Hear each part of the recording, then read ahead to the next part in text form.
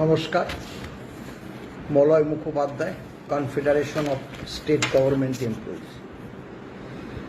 আজ প্রথমেই নয়া সরকার এবং সেই সরকারের দায়িত্বপ্রাপ্ত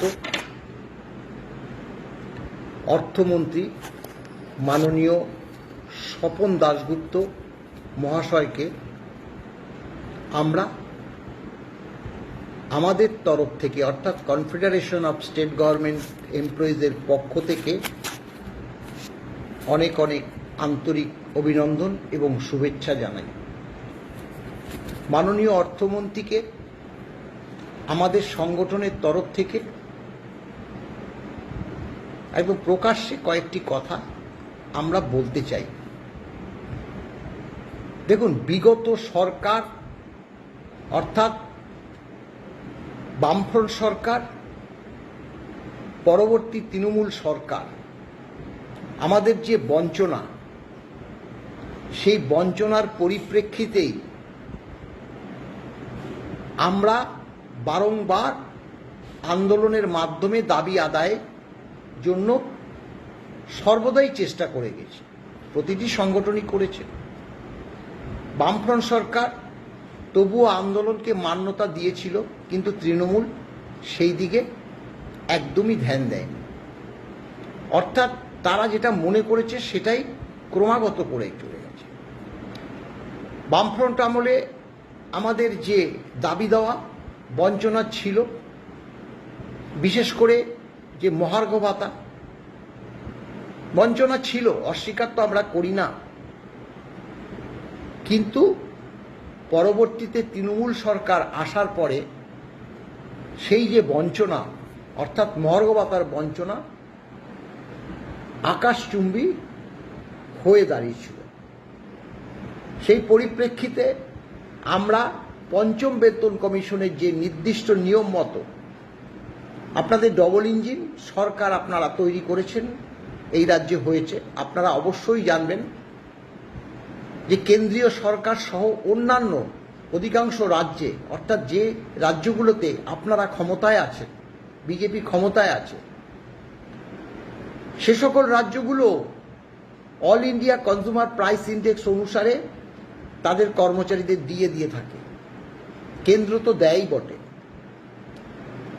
তা আমরা বিগত যে তৃণমূল সরকার নির্দিষ্ট নিয়ম মতো দিয়ে না দেওয়ার পরিপ্রেক্ষিতেই আমরা মামলা যাই এবং সেই মামলা বিস্তারিত ব্যাখ্যা আর আমি এখানে দিতে চাই না।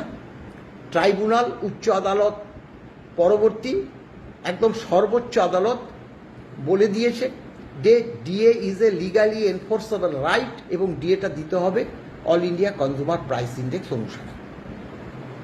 মাননীয় অর্থমন্ত্রী, এর আগে আমরা চারটে সংগঠন মাননীয় মুখ্যমন্ত্রীর সঙ্গে বৈঠকে বসে বিস্তারিত আলোচনা করেছি। সেখানে মাননীয় মুখ্য সচিব, মাননীয় অর্থ সচিবও ছিলেন। তারা সকলেই জানেন যে এই যে বকেয়া ডিএটা তৃণমূল সরকার চলে যাওয়ার আগ মুহূর্তে 4 বছর অর্থাৎ 16 থেকে 19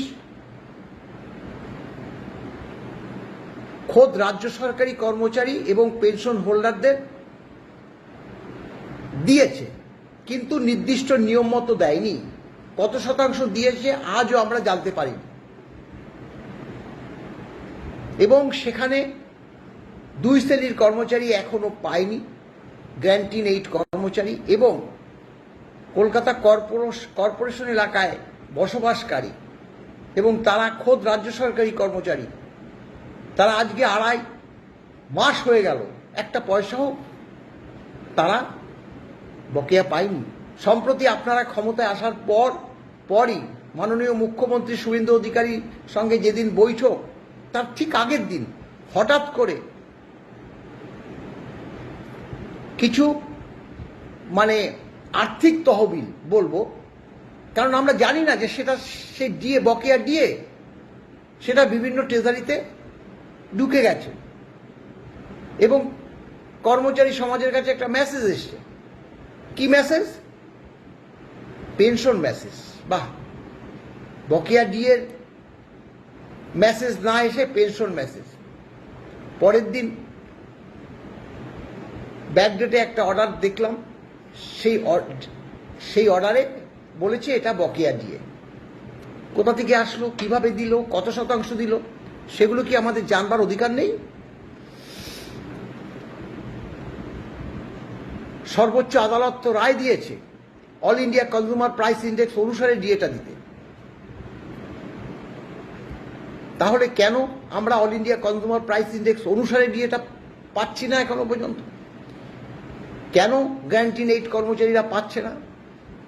কেন এখনো কেএমসি এলাকায় বসবাসকারী একদম মৃত্যুর দোরগোড়ায়, শুনে রাখুন মাননীয় অর্থমন্ত্রী, মৃত্যুর দোরগোড়ায় এসে উপস্থিত হয়েছে। ৮০, ৮৫, ৯০, এমনকি প্রায় ১০০ ছুঁই এক শ্রেণীর কর্মচারী ২রা এপ্রিল পেয়েছে, আর তারা এখনো পর্যন্ত একটা পয়সা পায়নি। বার যেহেতু আমরা মামলাকারী সংগঠন, আমাদের কাছে জানতে চাইছে, মলয়বাবু আমরা কবে ডিএটা পাবো, আমরা কবে ডিএটা পাবো।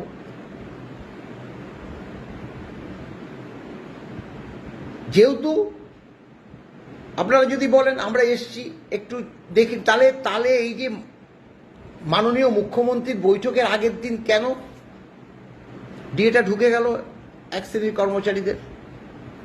স্বাভাবিকভাবে যারা একদমই পাচ্ছে না আর কিছু অংশ পেয়ে যাচ্ছে, সেটার মধ্যে একটা বিভেদ তৈরি হয় না? আপনারা বলুন। আমাদের বলছে মলয়বাবু আপনারা ঠিকমতো সরকারকে বলতে পারছেন না, তাই আমরা ডিএটা পাচ্ছি। দুঃখজনক, দুর্ভাগ্যজনকও বটে। মাননীয় অর্থমন্ত্রী, আপনি সম্প্রতি দায়িত্বভার নিয়েছেন, স্বাভাবিকভাবেই আপনার সময় লাগবে, কিন্তু আপনি অ্যাডিশনাল চিফ সেক্রেটারি ফিনান্স, যিনি বিগত দিন থেকেই আছে, অর্থাৎ তৃণমূল সরকারের আমল থেকেই আছে, আমরা সেই তৃণমূল সরকারের আমল থেকে ওনাকে বারংবার চিঠি দিয়ে যাচ্ছি, সেই চিঠির কোনো প্রাপ্তি স্বীকারও তিনি করেন না।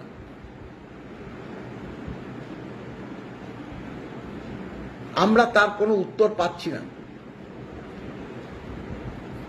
আমরা বিস্তারিত ব্যাখ্যা আপনার কাছে করতে চাই। ডিএ কি, ডিএ কেন হয়, ডিএ কিভাবে দেয়?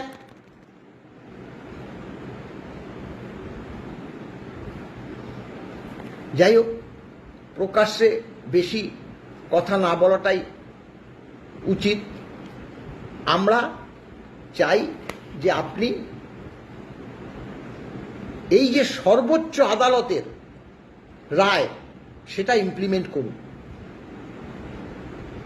একটা সংগঠন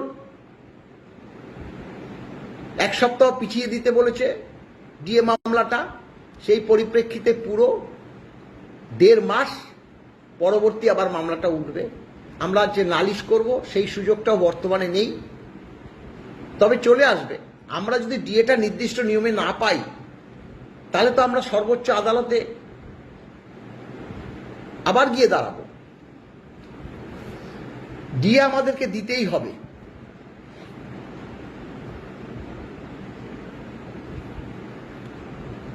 দেখুন, আপনাদের ডবল ইঞ্জিন সরকার, তার উদ্যোগে পশ্চিমবঙ্গে